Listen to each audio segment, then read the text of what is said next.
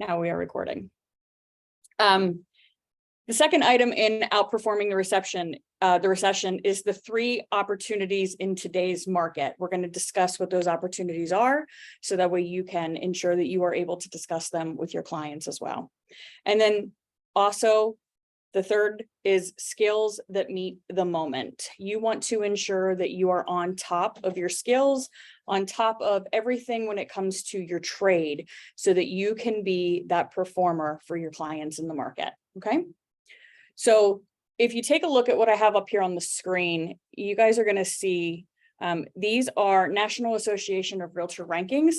That 70% of realtors have never worked in a normal market.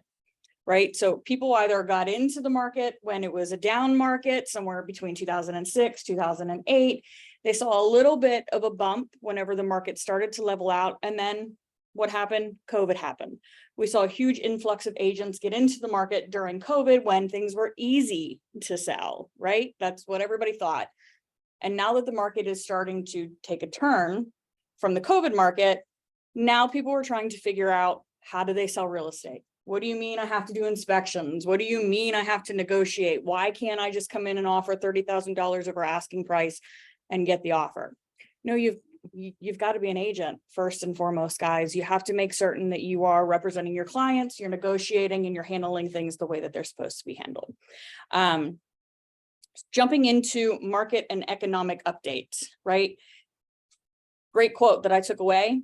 If you want to be better, be at least 20% more than what you were, and be 20% better at what you practice. Okay, so you constantly want to be taking the things that you do on a regular basis and adding more to it, right? When I coach agents and I talk to agents and they're coming up and they're having closings, I'm saying to them, okay, you've got a closing coming. How many people are you adding to your pipeline now to take the place of the one that you have, the one that you were closing out on? Okay, you want to constantly be growing your business by at least 20%. Also, keep in mind, interest rates are going to bounce. We've seen it, guys. They go up, they go down. They're going up, they're going down. They're not going down to where they were, but we're seeing that spike where they come up and then a couple of days later, they're dropping a couple points. You know, people were getting scared. They say, oh, the interest rates are coming up, but rest assured, they're going to turn around and come down again prior to probably them getting locked into a house. Remember that old saying, you marry the house, you date the rate, right? Yeah, John laughs, but it's the truth, right? Because everybody can refinance. 80% of lenders have never worked in a non-refi market. Guess what lenders aren't doing right now? They're not doing refis. People are in great interest rates. They're not trying to get stuck into some of these higher rates. So people are sitting still. So again, we're going to see an influx the whole way around as far as agents getting out, as far as, buyers either starting to make a jump because they're realizing that interest rates aren't as bad as what they thought they were, as well as sellers who are going to have fear of missing out on such a great market. Another thing to keep in mind, desperate salespeople give off desperate energy. So if you are coming across to your clients that you need to make a sale, that you have to get this property under contract, that you've got to be the one to list this house, you're giving off a desperate energy and people are going to pull themselves away from that. Okay. You always want to come off as the professional. You don't ever want to come off as somebody who is desperate to make the next sale. Does that make sense to everybody? Yeah, great. Yeah. Okay, good. Yep, Sorry. totally makes sense. We hear you. Good. Okay, thank you. Christy, you should really come over and sit with us. We miss your face over here.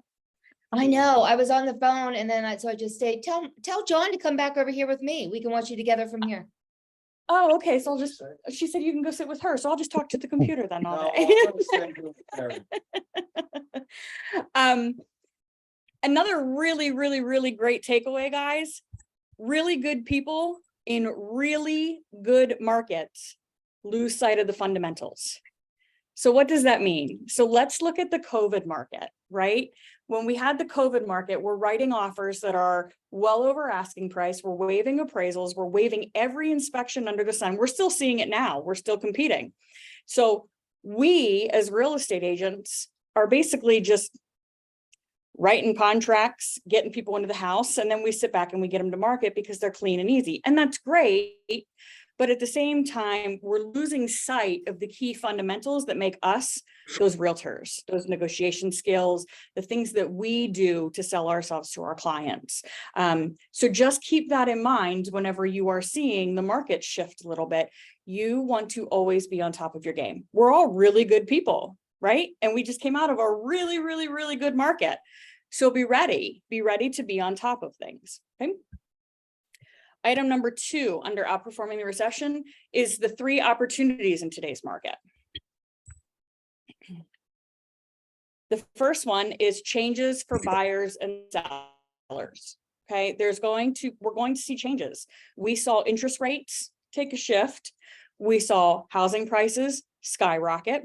We're seeing housing prices still high, but coming down. And what are we all up against whenever it comes to listing a house? Well, my neighbor's house just sold 6 months ago for $40,000 more than you're telling me my home is worth.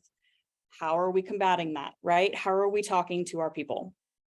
You also want to be talking to your people about putting the I in investment. You as an agent, if you're selling real estate, you should have your hand in some sort of real estate investment. You want to be the go-to for people who are making money on investment properties, right? So know what you're talking about when it comes to the investment world. Be that guide to be able to help them. The last one, out of state, out of mind. Just because your clients are looking to move out of state doesn't mean you can't help them. Make certain they're aware that you can help get them connected with a real estate professional in the area they are moving to or moving from. So that way you can ensure that they are working with top-notch service, the way that you would provide to them, as well as being able to get paid a referral fee, okay? You wanna make certain that people are aware that just because you're only licensed in Pennsylvania. Yeah. The slides never switched over for us. I was getting there, hang tight. Okay. Problem. I was getting there. Sorry to interrupt your train of thought. That's okay. That's okay. I'm glad you did. So how do we stay in front of our clients, right? How do our clients know that we can help them sell in other states and purchase in other states? How do we ensure that they are aware that we can help them with investments, that we are the go-to people?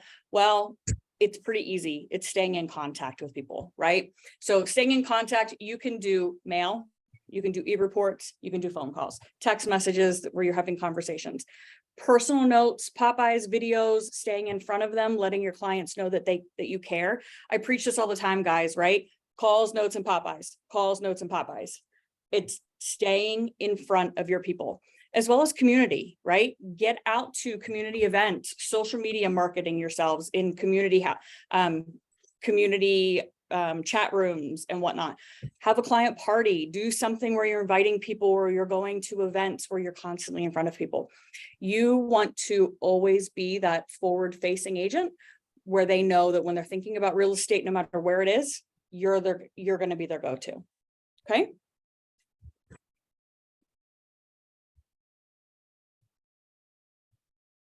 Let's talk about buyers. Okay. What are we seeing with buyers? Right. So buyers are trying to get into houses. There's little inventory right now. We have people who are looking to, well, we're not seeing it so much anymore, but they were doing panic buying, right? We don't want panic buying. What is panic buying? It's the fear, the shortage, the increase. It's the action of buying large quantities of a particular product or commodity due to sudden fears or forthcoming shortage of price increase.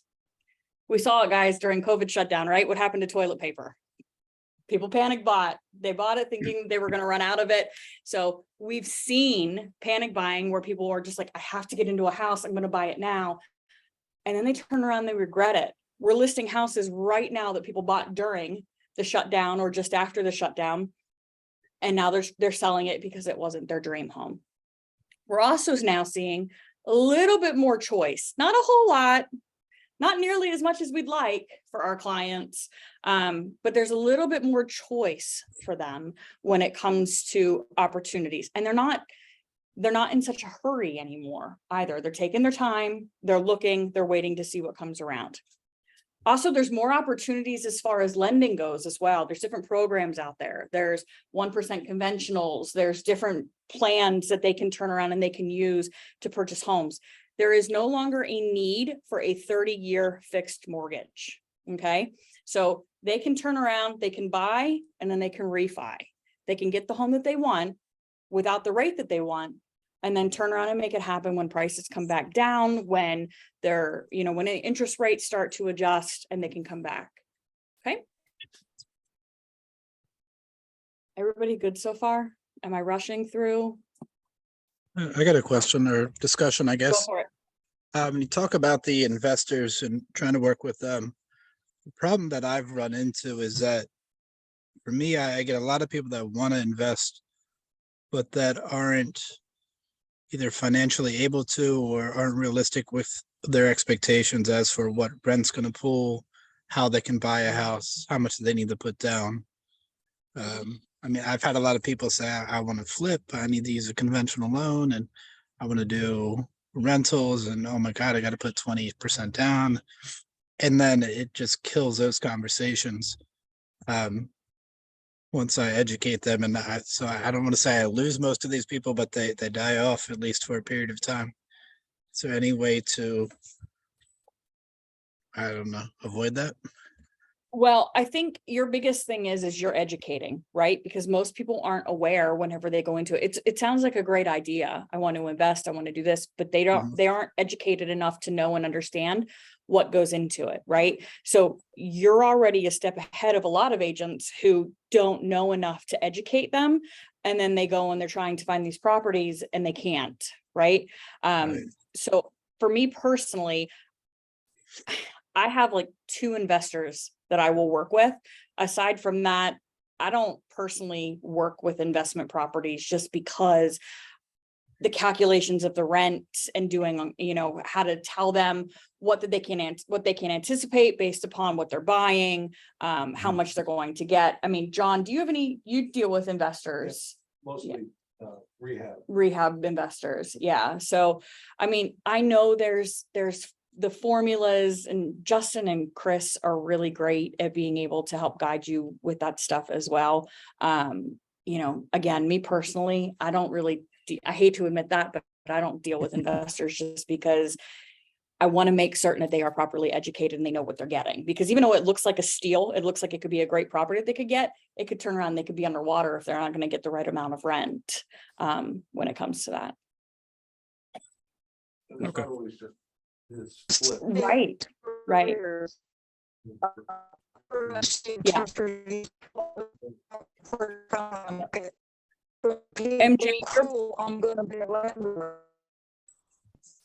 MJ, you're breaking up really bad, honey.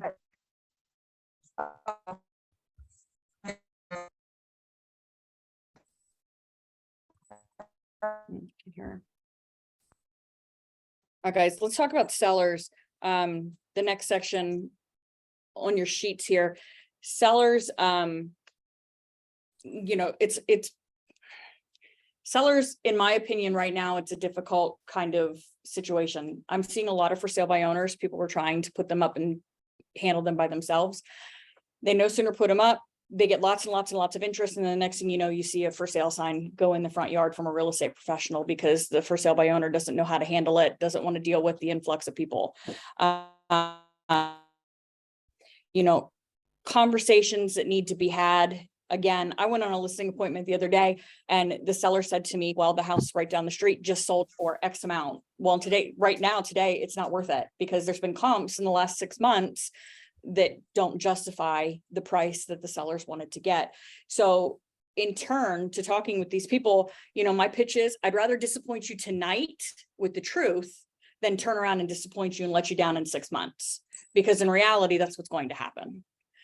So it's all about being realistic and knowing what the market is. market, you can throw a dart at a price tag and likely sellers that are going through FOMO, which is creating more opportunity, right? So FOMO is the fear of missing out. Okay. So what this means is sellers don't want to sit and wait to put their home on the market because they want to make certain that they get the price that this market is allocating. But at the same time, they're hesitant to put their home on the market because then they have to go into the buyer option, which means they're finding something. So you get that, you're getting that wonderful little back and forth as to whether I do or I don't. I don't know about you guys, but I have a lot of sellers right now who are on the fence about whether or not to list because they just can't find anything for them to move into right now. They are putting more reliance on the agents right now in today's sellers market. They are really leaning heavily on us to ensure that we get them the price, we get them the marketing, we get them the good, clean offers that they are expecting from the previous market. So we are really having to step up our game when it comes to being the real estate professional and make certain that we are able to provide them with everything that they are looking for. Hello, honey. How are you? We have a late arrival. That's okay. I think the word is expectation.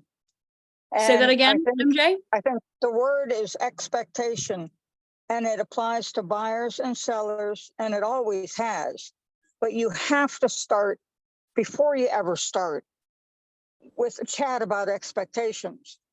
Right. What I was saying before is I expect that in 2 or 3 years, we're going to have a flood of properties coming on the market that have been purchased now by buyers who have not had good conversations with their agents about the expectations of being landlords, financially or physically, mentally.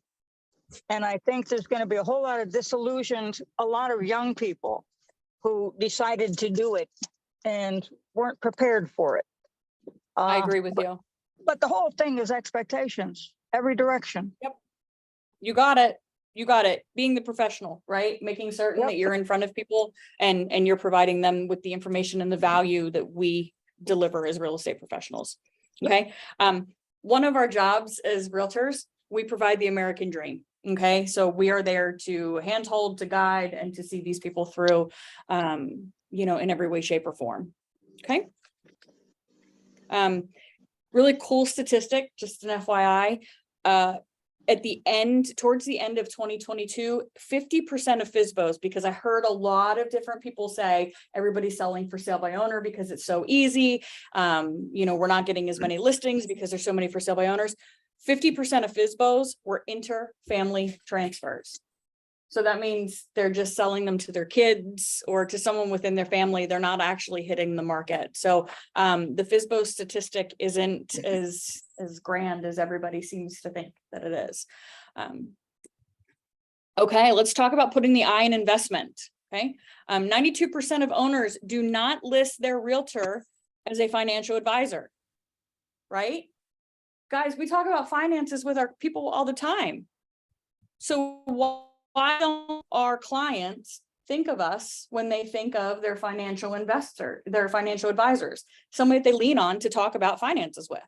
Because we don't assert ourselves into their lives in that aspect. It's the biggest investment they'll ever make. Exactly. It's the biggest investment they'll ever make. So we want our people to be thinking of us the same way they would as a financial investor, a banker, somebody who they're talking to about their money, right? Let me change slide here.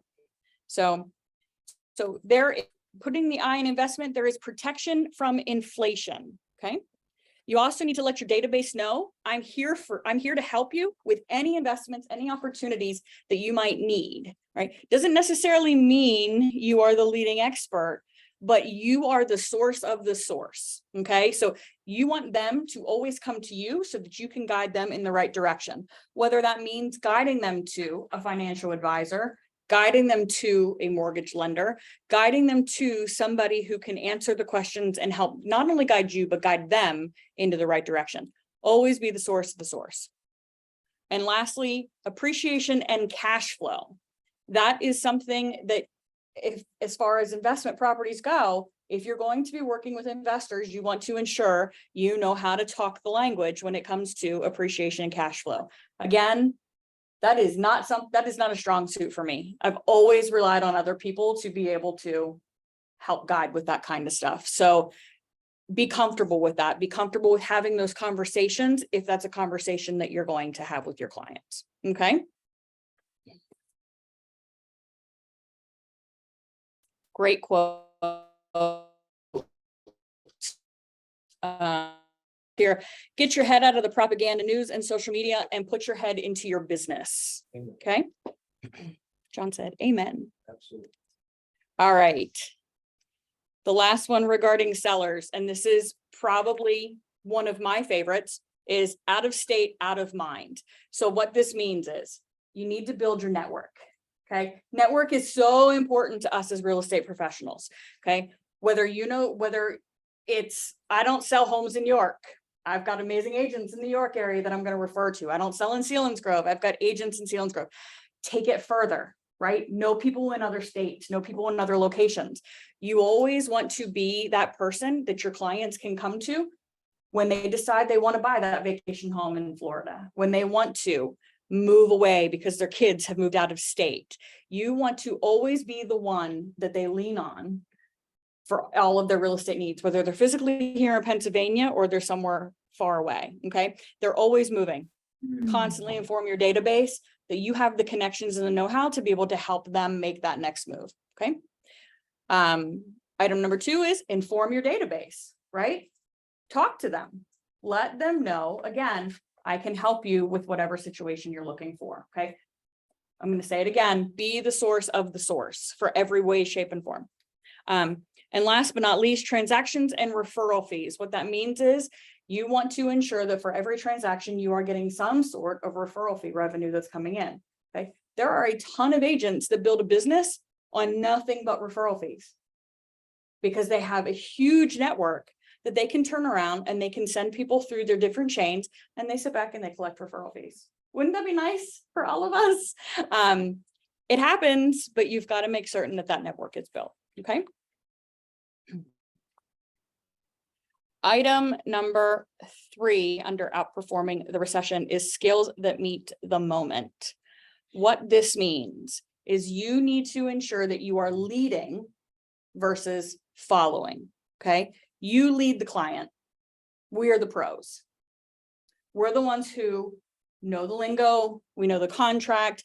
We know how to handle the negotiations. We know how to get them to the settlement table, which is ultimately the goal where they want to be. Make certain that you are asserting yourself as the professional, okay? Not the person who's just, hey, I can help you write a contract and let them go about doing things. So again, lead the client, teach them, lead them, set the standard. Prepare your buyers and your sellers, educate them. You want to ensure that they are fully educated and prepared for what it means to sell a house in today's market and buy a house in today's market. Like MJ said, you want to set the standard, make certain that people are completely and totally know what's going to happen. We're coming out of an amazing market where sellers would be on the market for a day and then they'd be under contract with multiple offers. It doesn't happen like that for everybody. Are we still seeing it? We are, but we're starting to see days on the market go from 1 day to 2 weeks, depending on price points. Set the expectation, make certain that people are prepared and they know what they're getting into. Okay. And last but not least, assimilate info and stats. So make certain you are providing them with that information. There are 500,000 members of NAR who sold 0 homes in 2022. 500,000 NAR members that sold nothing. Okay, so what does that mean to you? Why does it matter? Well, here's why it matters. Because what happens if you have a client who is looking to talk to one of those people? Again, there are reasons for people not selling homes, but you, as a professional, you want to ensure that people are aware of the type of business that you do. Listen, this is how many homes that I sold during this market. I tell people all the time, during the COVID shutdown, We killed it. Because we were educating our clients, we were talking to them, and we were listening to them as far as what was going on in their lives. So we weren't sitting at home waiting for the world to reopen so that we could then sell real estate. We were busting our butts and we were out there, we were selling. Okay. So make certain people were aware of the statistics of what you do, how you do it, make certain you're fully educating. That is Okay. part of the consumer notice. You got it. Your scope of experience is listed on that second page. Yep. By the way. But how many people have taken the Actually, I time to have read the versus consumer notice? like having a slight fun versus. Yeah. Brief. So I really don't like to talk. So something for you guys to put into perspective, and I saying this, please don't anybody take offense to this, but 9 times out of 10, when you have a deal, you have a willing buyer and you have a willing seller that they're willing to make the deal happen, and the deal still doesn't close. Guess whose fault it probably is? It's probably the agents, because they couldn't find a way to make things work when both parties were willing to make things happen. So again, just some food for thought. So we have a chat here.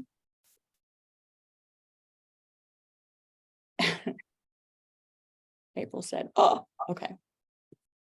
All right, moving on to section 2 of the training is talking about getting your house in order. So this section is going to talk to you guys about just making sure you are moving forward in your business and your life the way you see fit, basically, to ensure that you handle your lifestyle the way that you guys want to handle your lifestyle. Okay, so let's keep in mind, from a distance, success always looks easy, right? We minimize others' problems and we always maximize our own. So for us, anything that could go wrong can go wrong. It's always the end of the world because it's our problem. And everybody that's out there doing it, it looks like they're killing it. And it's super, super easy that they're getting these sales under their belt. But you don't know what struggles they're going through to be able to get to those numbers and be able to get to do those things. You know, there's a lot of people that are out there fighting tooth and nail to be able to make things happen. Okay. So under get your house in order, the stuff that we do, the stuff that we need to do that we don't do. Okay. These are things that you should be doing on a regular basis that 9 out of 10 of us don't do. The first one, get your business in order. Right? There's no sense of urgency until there's a problem. You need to figure out what you want your business to look like, and then figure out how to get it to where you need it to be. Number 2, get your money and your affairs in order, right? It sounds easier said than done, because you need to ensure that you are allocating for unforeseen events. You need to make certain you're in a financial situation where you're comfortable, because again, if you're coming from a place of desperation, all you're going to do is give off that desperation to your clients. And number 3, set powerful business and financial goals, right? I've always been one to set the bar high. The higher you set it, the higher you're going to shoot. Okay. I have a lot of agents who say, oh no, my goal is only here. And I'm like, okay, that's great. But my goal for you is here. Because in reality, I know that you can do it. It's just is what it is. So let's talk about getting your house in order first and foremost. Goals. What goals do you set for yourself? Do you set goals on an annual basis? Do you set them on a monthly basis? On a quarterly basis? How do you view what you want to produce? Okay. So the first goal that you should be looking at is production. All right. How much are you selling? And then there's income. How much are you making? And then the third one, which is one of the most important, is time off. How much time do you take off to rejuvenate and to get yourself feeling good? So most of us don't take enough time off. Even when we go on vacation, we're still working, right? And that's okay, but you need to be able to be in a good headspace to be able to achieve the goals that you want to be in, okay?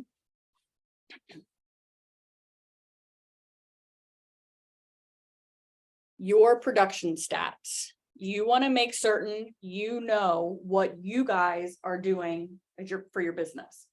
Go back and look at 2022. Look at what you've done for the first quarter, right? Track your stats. You should be knowing the number of transactions that you've done, what your average sale price is, and what your hourly worth is. Why is that important? How can you talk to clients and let them know how valuable you are if you can't provide them with stats if and when the time comes? Okay, so most agents that made roughly $38,000 to $40,000 a year, work 40 hours a week, they're only roughly making about $14.81 an hour. Okay, $15 an hour, guys. You can go to McDonald's and make that kind of money. How many of us are only putting in 40 hours a week though? Right? Most of us end up doing a whole lot more, because it's not like it stops Monday through Friday. It's all weekend, it's into the evenings. I mean, we're pretty much on the clock 24/7. So that's really important. You guys really should make certain you know what your stats are. Again, keep that kind of stuff in your back pocket, update it every year. Know what your worth is. Okay. Profit and loss, right? What kind of money do you have set back for business reserves, for your taxes, and for your retirement? Okay. For $5,000, if you have $5,000 set aside for business, then you should always have $5,000 in the bank.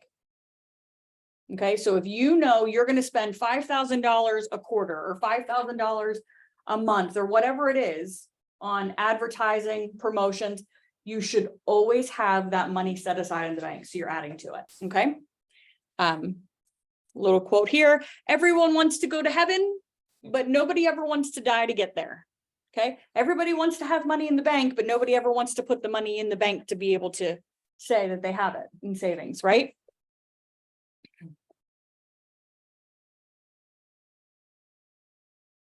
Let me show you this slide here. These are just some financial reports that produced, analyzed, reviewed and analyzed the success rate annually versus monthly. Obviously, a monthly success rate is higher than an annual rate.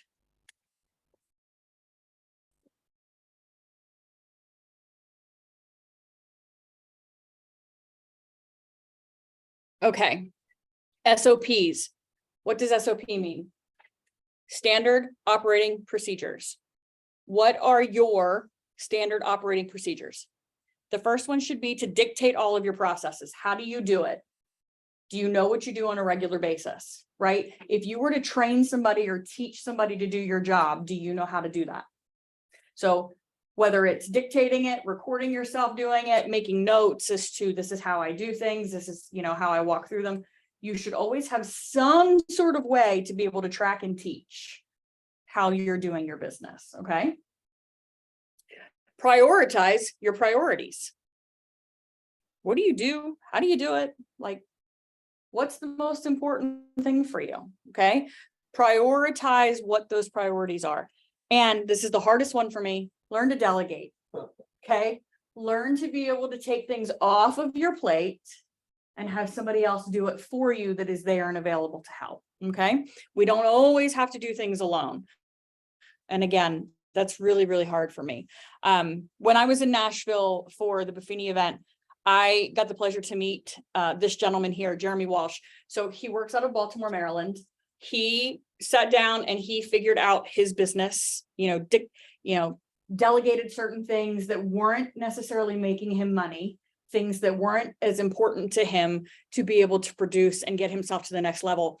One of the big things that he knew that he needed to do was writing personal note cards to send out, to stay in touch with his clients, be in front of them. So in 2022, he wrote 1,146 personal handwritten note cards. He also closed that year 186 deals for a total of 81.4 million in production. So when they put this screen up, I made a note in my book about talking to this guy because he's so close to us. He's all but in a neighboring market. And I was able to find him during a break and talk to him. Now he has a personal assistant that he delegates certain things to. But again, he just says he prioritizes. He knows what the things are that he does that make him money. And those are the things that he focuses on. Does he still write his notes? He does. He personally still handwrites, yes. Yes. He writes his own notes.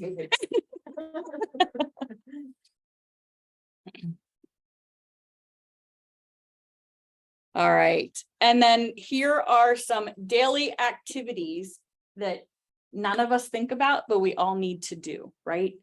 Self-care. Self-care is huge. How many of us go to the gym? Yes, John, you stink. No.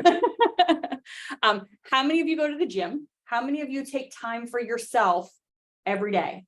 Whether it's a couple hours in the morning where you sit back, you drink your coffee, you read a book, you do things that are just you before getting up and starting your day. Not many of us, but self-care is so important because it keeps your head in the right space. Okay. Lead gen. What kind of things are you doing to generate leads for yourself? Whether it's notes, calls, and pop-bys where you're talking to your database, whether it's, returning lead calls, doing follow-ups to clients, doing your weekly touches to your sellers, whatever it may be. You need to every day be working on lead gen and tracking. I will tell you, there are very few of you that are on this training right now that actually do daily tracking. I know that because we can see the systems that people work in and don't work in. Tracking what you are doing. Do you sit and log into your lead generation system and notate who you wrote a call to or who you wrote a note to? Who did you talk to on the phone? Who did you have a text message conversation with? Who did you go out to lunch with? Are you actually physically tracking the work that you're doing, right? Little things like that, super important, because then you know what you're doing, what is working, and how to follow up on it, okay?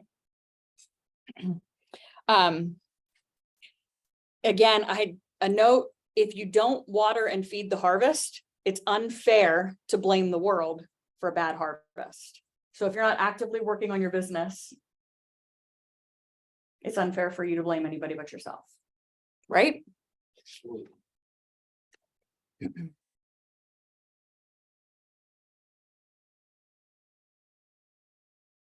All right, let's talk about getting your money and affairs in order, okay?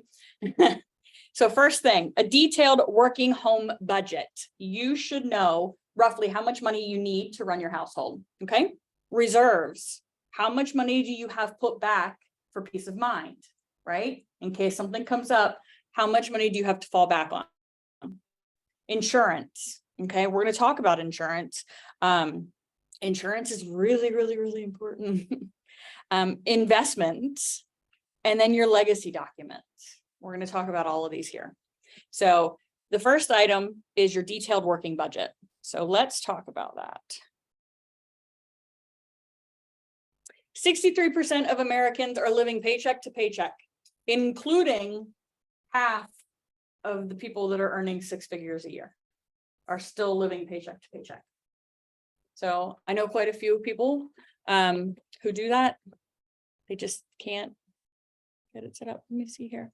How great would it be to have agents mastermind and with the sole purpose of developing a system for buyer and one for sellers? I think that would be phenomenal, Christy, she said. All right, let's talk about your working home budget. So first and foremost is your core fixed expenses. Okay, these are the things that pretty much don't change. So you're going to have your mortgage, you're going to have your car payments, credit card payments, things that you have on a regular basis, your utility bills. These are the items that you need to allocate for. Then you will have your irregular expenses, gas, groceries, things that come up, shopping trip, new sneakers for the kids. And then you also need to have the last 12 months of discretionary expenses. So you should be looking at things that you don't regularly spend on and budgeting for that as well, okay?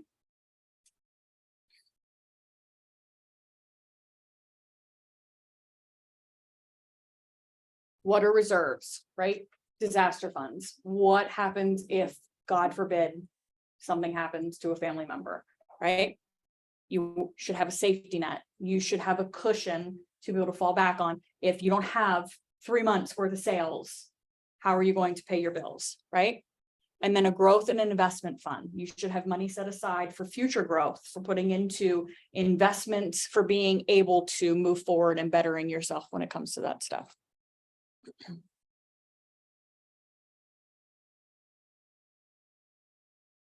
Insurance. Health insurance is huge, right? Most of us are independent contractors.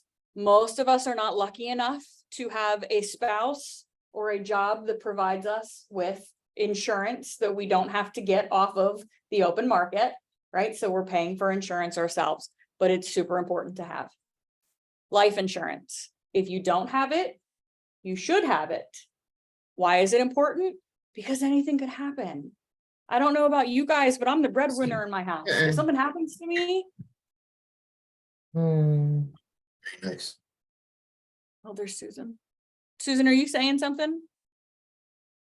No, she's- sorry. My husband No, asked that's okay. Just making question. sure. You need to ensure that your family and your loved ones are taken care of. So life insurance is super, super important. If you don't have it, I highly recommend you talk to somebody about it. Okay. And then loss of income. Again, what happens if the market, and I'm not saying that it's going to, but what happens if the market comes to a complete and total crash?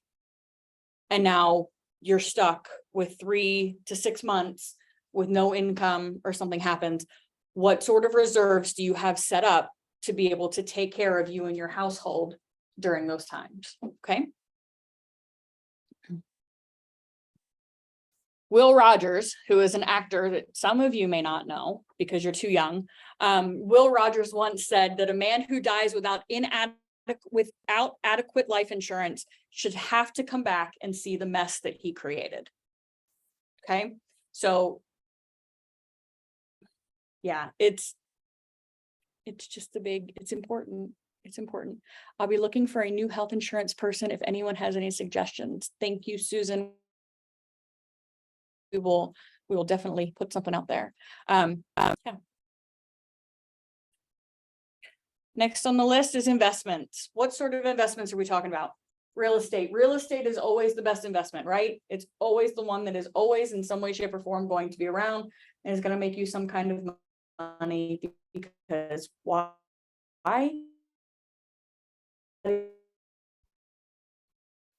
Stocks are a good investment, depending on what they are.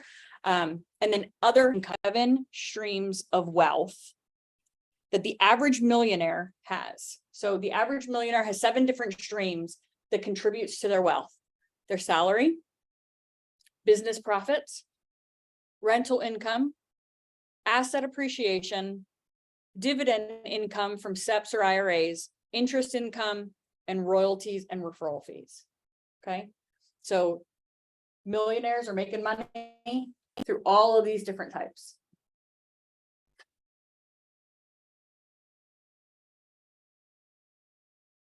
And last but not least, guys, your legacy documents.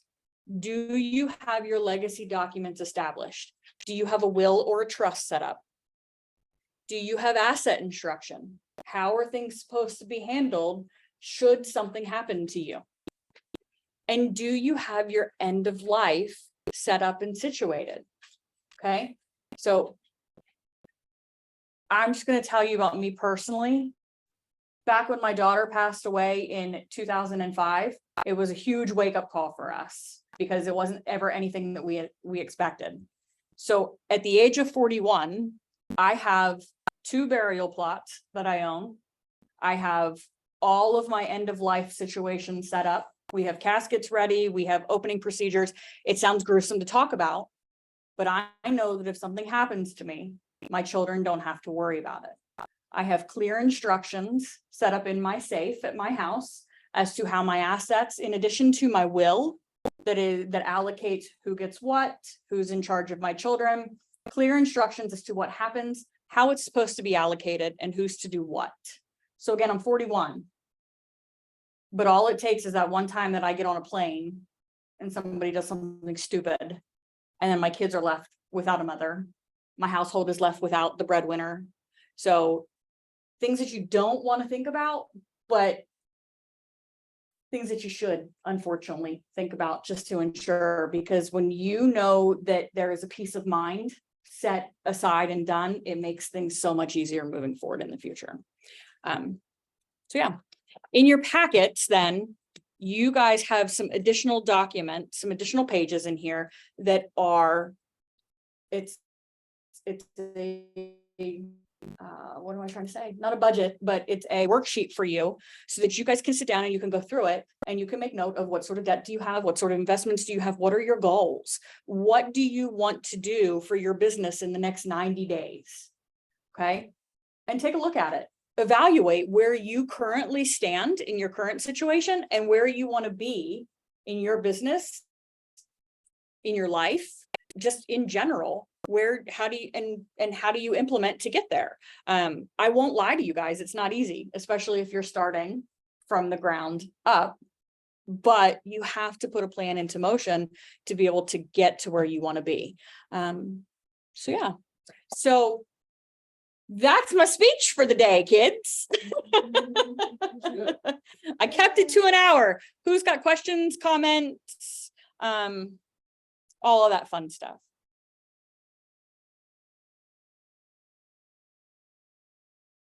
Everybody's just looking at me. Everybody's just looking at me. Nothing. How much do we have in our monthly bills saved? So Do they suggest? they always suggest that you have at least 1.5 times the amount that you need put back into your bank How many account. months? So take whatever you pay monthly, you should have about at least 3 months set back in reserves. Yep, at least 3 months set back in reserves. Because you just don't know what could happen. Think about it. Your average contract runs anywhere from 30 to 60 days, depending on the terms of the contract. So if you have a 60-day contract right there, you're out 2 months. So Wow. yeah. I dealt with that Yeah. after Christmas, that January, February, I was like, oh my God. yeah, everybody dealt with it over Yeah. January. Well, everybody but John. So. But I will bring this up. I was talking to he's the CEO of F&M Trust, and I know him fairly well. And anyway, we were talking about 6-8 months ago. This is when interest rates were flying up, and we were just talking, and he said, you know, John, here's the deal. Give it about 6 months. I'm noticing it now. Everyone will get used to there being a 6 in front of their interest rate. And once they get used to that, they'll just start buying, because that's all they know. Right. You got to remember, people have, They're in front of their they don't face. have a long-term memory. They only have short-term memory. Right. So COVID already is so far in the back rearview mirror that we've, truthfully, I've already forgot about it. Until you bring it up, I don't even know about it, and I forgot about it. 2008. But you're right, though. Interest rates, it's a becoming here and a now. normal, and Right. I took a person out Sunday. And they gave me their pre-qualification. It was from Chase, and it was 7.35. I looked at that thing. Sorry if anyone heard. And then I said, listen, I'm gonna give you an opportunity. I gave them to the person I use a lot. And they got it to a 6.6. That's much better. 6.6 is much better. Is much Think better. about it. Right. I know. It's crazy. There it is. Yep. That's the whole idea behind it. We have that short-term memory as individuals. And once we get past it, all of a sudden the market starts back to normal. Right. So, Right. You got it. and that's us educating also buyers and sellers. Right. That's part of it. Agreed. Anybody at home? Everybody just want to stare at me for the rest of the afternoon? Your hair looks good today. Oh, thanks, Holly. I tried. It's fun to me. All right. Well, if nobody has anything else, then that's a wrap. Thank you for listening to me ramble. I get really nervous when I have to stand in front of groups. So So you did good. You did really good. Thanks. You did awesome. All right, guys, go enjoy the rest of this day and yeah, make something happen. Bye. Okay, thank you. Bye.